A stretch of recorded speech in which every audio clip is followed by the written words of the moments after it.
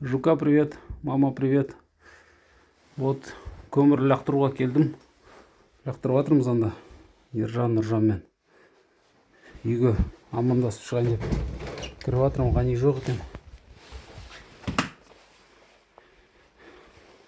Міне бәрі орнында, тап-таза.